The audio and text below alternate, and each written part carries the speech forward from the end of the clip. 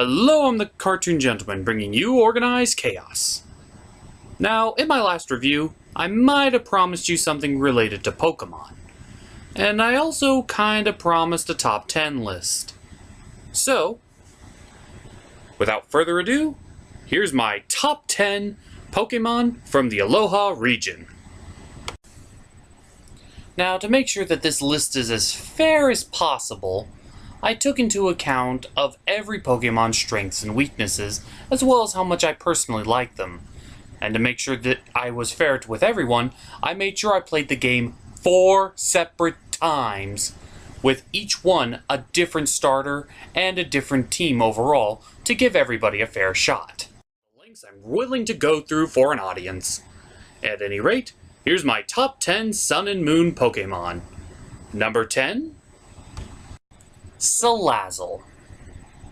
Yeah, I feel like this one is going to be on everyone's list, so I put it very near the bottom.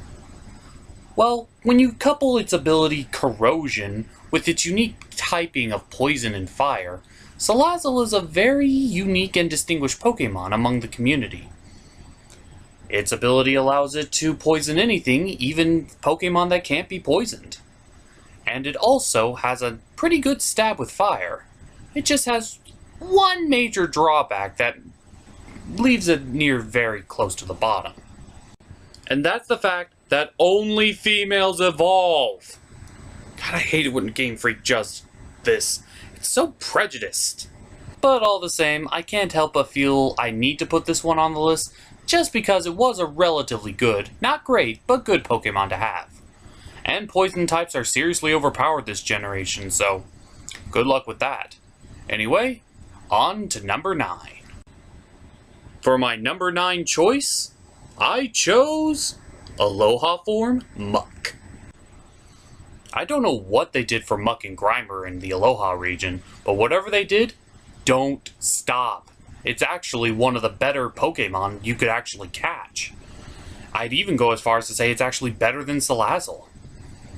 And that's why it's higher up on the list. They really push for how strong Muck actually is this generation. And Poison Dark type? That's a really good combo. Muck's been in desperate need for an upgrade. Although I will admit, the design of Muck this generation isn't exactly... It's just gross.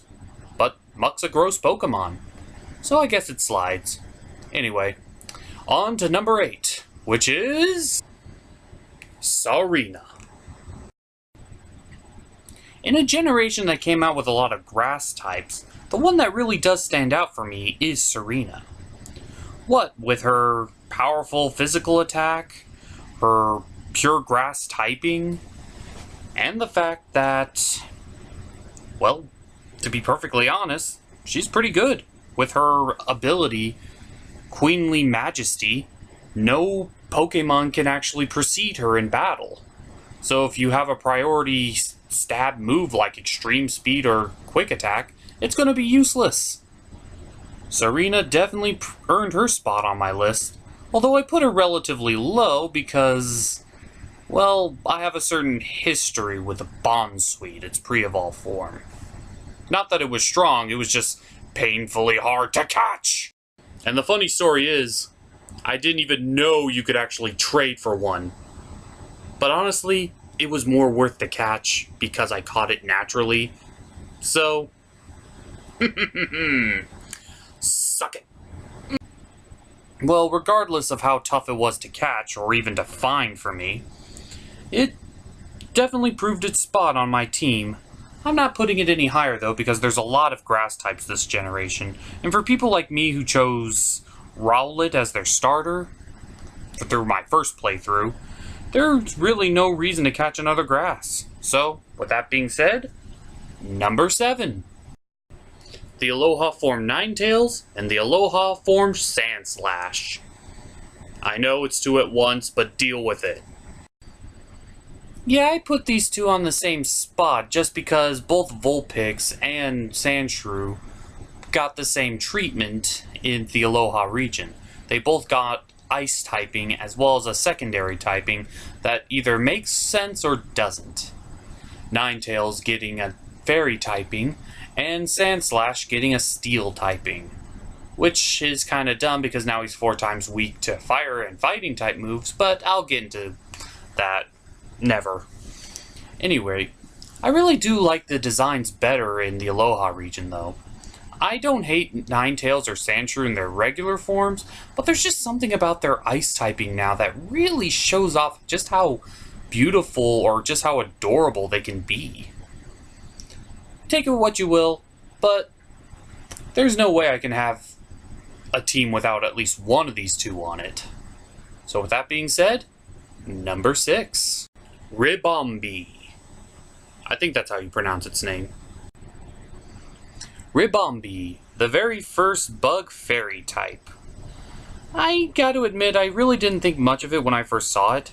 Between Cutiefly and Ribombee, they looked like they were just throwaway Pokemon. Little did I realize that that speed of theirs was enormous. And the fact that they had a move that lets them heal allies or do quite a bit of bug damage. I wouldn't really recommend keeping it constantly on your team, but it is a good Pokemon to just throw in there to set up a couple of quick hits before switching out. It's not so much in defense, but in relative speed, there's not much in Aloha that can match it. And I'm gonna be honest, the shiny form is really adorable. So take with it what you will, but I do like Ribombee. Sort of the Tinkerbell. With that being said, number 5. Aloha for Marowak. What can I say about Aloha form Cubone that you don't already know? Design-wise, he looks amazing. Style-wise, he looks like he actually fits in Aloha with his flaming bone. And his new typing, Ghost Fire, has proven very effective in the past. And he's a physical one, so he could be the counter-opposite to Chandelure. The only real problem I have with Marowak, the Aloha form, is the fact that his primary stab move, Shadow Bone, is a move that can only be taught to him. He has to remember the move, because he doesn't learn that move naturally leveling up. And that wouldn't be so bad if the move Rememberer didn't appear at the end of the game. So you're pretty much playing the entire game through with a Marowak that has no way of accessing his strongest or his signature move. But I don't hold that against Marowak. I just can't put him any higher on the list, though. With that being said, number 4. The good old-fashioned dragon-type, fighting type, Hakamo. Something so simple, yet something so epic. A Hakamo is a dragon fighting type that's the primary pseudo-legendary of this generation. It's got a good balance of special attack and physical attack. It's got a very creative, unique design that's very distinguished. And honestly, it's just powerful. Like, you could sweep somebody's team with him. Even though he does have a ×4 weakness to fairy types, he definitely is one to consider for any team. However, I do have to put him only at number 4 and nothing higher, because he is technically only available at the end of the game. Well, close to it. And you have to walk through those grass pastures for like over an hour before you find him. On that note, did anybody else have a really tough time trying to find the new Aloha region Pokemon?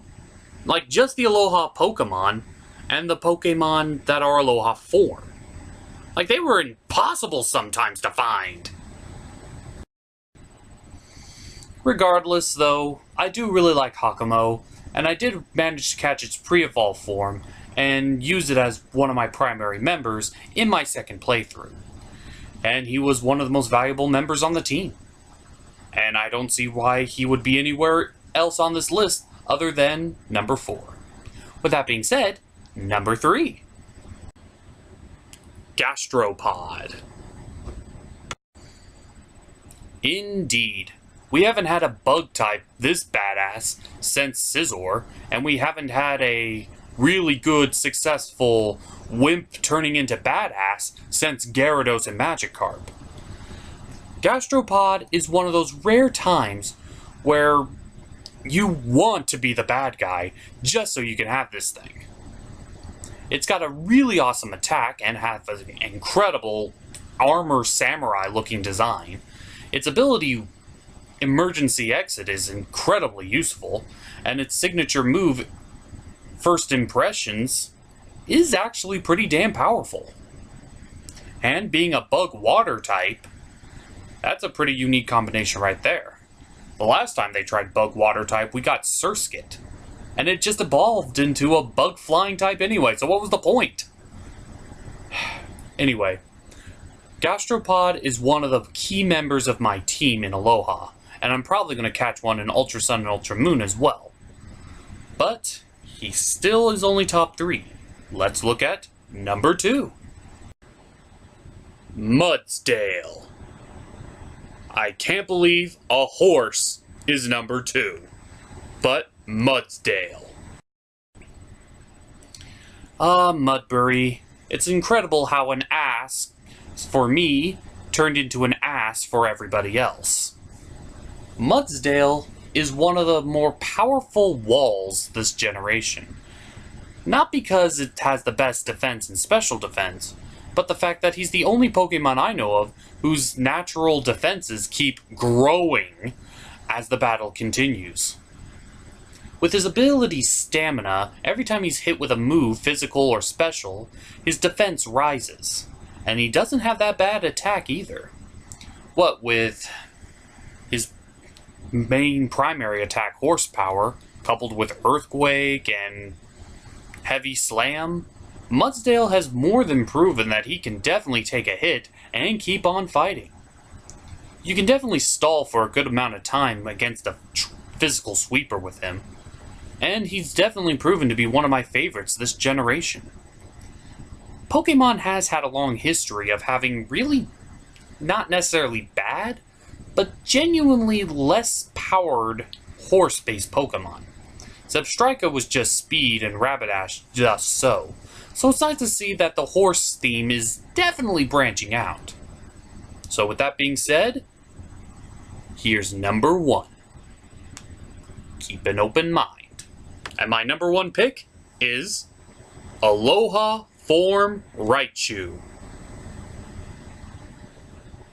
Hear me out before you shoot. I put Aloha Form Raichu at number 1 for a very personal reason. You see, when I first started watching Pokemon as a kid, I saw that Ash's Pikachu was probably going to be one hell of a Raichu, and he should evolve him ASAP. But he never did. He always remained as a Pikachu, which I guess is fine, but I just see a lot of wasted potential. And every time I think Raichu, I just think of the Pokemon that's overshadowed by its predecessor. Which, honestly, sucks.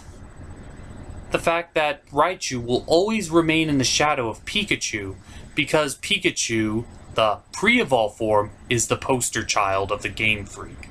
Raichu needed a win. So when the Aloha form came out, and I saw that it was actually better than the original form, this was the win Raichu needed. Being a new electric psychic type, he has access to much more powerful moves than just simply Thunderbolt or Thunder. And honestly, surfing on that tail thing is freaking adorable. Even though he doesn't have the best ability, he does have some of the better attacks. Psychic, Thunderbolt, and he's a multi-attacker, so you can also equip moves like Psyshock to him as well as Volt Switch. Raichu Aloha form has proven time and time again that you don't necessarily have to be Pikachu in order to finally be noticed. Raichu is definitely one of the better things that came out of the Aloha region, and one of my favorite Pokemon to use in the game. So with that being said, that was my top 10. But let's not just listen to my list. What's your favorite Pokemon? What's your top 10? Do you agree with my list? Do you have some disagreements with the order? Could you not shoot me at the moment? At least until I close out? Well, let me know what you think in the comments below. Subscribe for more content, and please, share this video with a friend. With that being said, I'm the Cartoon Gentleman, I brought you organized chaos, and I got a duck. Ha ha! Oh shit.